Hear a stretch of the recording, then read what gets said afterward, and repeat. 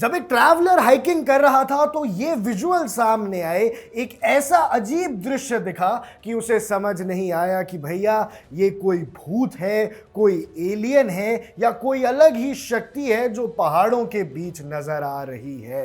नमस्कार दर्शकों, आप देख रहे हैं इंडिया न्यूज। मैं हूं आकुर्ष कौशिक और सोशल मीडिया पे ट्रैवलर की ये वीडियो बहुत तेजी से वायरल हो रही है कि भैया ये क्या भूत देखा गया, क्या ये कोई एलियन है जो पहाड़ों के बीच में हवा में छुपा हुआ है या फिर ये एआई है। तो इसकी जब जांच पड़ताल की तो पता चला दर्शकों कि ये एआई तो बिल्कुल नहीं है। जी हां दर्शकों, ये वीडियो एडिटेड नहीं है, ये एआई नहीं है। ऐसा दृश्य आसमान में देखने को मिला है और ये पूरी तरह से सच है। तो फिर क्या ये एलियन था, क्या ये कोई भूत था या फिर इन दोनों का मिक्सचर कोई और ही प्राणी था? तो जवाब दर्शकों ये है कि इन तीनों में से ये कुछ नहीं था। ये जो फिनोमिनन है इसको कहा जाता है द ब्रोकन स्पेक्टर। जी हाँ दर्शकों, ये जो आपको नजर आ रहा है ये दृश्य बना आसमान के अंदर। आसमान में ये विजुअल्स ऐसे ही थे, ये दृश्य ऐसे ही थे जो दहला देते किसी भी ट्रैवलर को, जिस हिसाब से इस हाइकर को दहला दिया।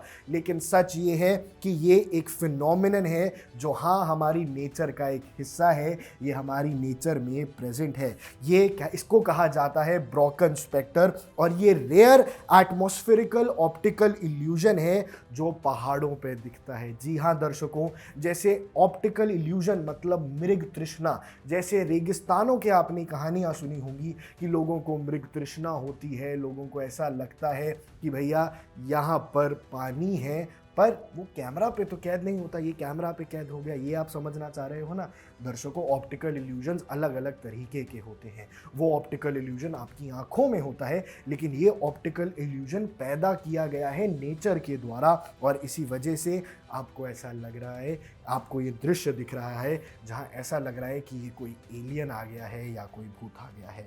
अब ये ब्रोकन स्पेक्टर बनता कैसे है, इसके पीछे की साइंस समझाता हूं।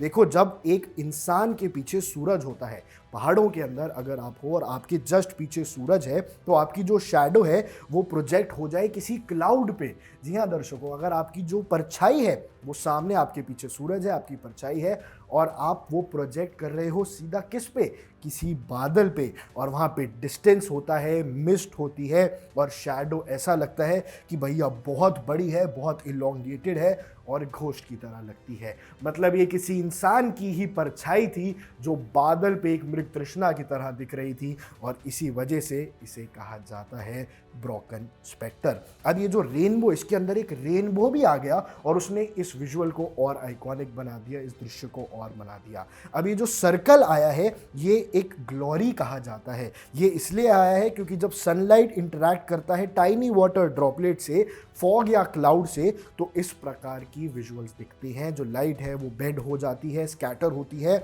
और multiple rings of rainbow colours बनाती है। यानी जिस हिसाब से रेनबो बनता है कुछ इसी प्रकार से ये बना, क्योंकि आपको पहाड़ों में रेनबो भी अक्सर दिख जाएगा क्योंकि लाइट जब स्कैटर होती है तो 7 अलग तरीके के रंग वो छोड़ती है और इसीलिए यहाँ वो पिंक रंग भी आपको नजर आ रहा है क्योंकि वो रेनबो इफेक्ट भी था और एक इंसान की परछाई बादल पे बन भी रही थी, इसीलिए वो दृश्य कुछ इस प्रकार का लग रहा था।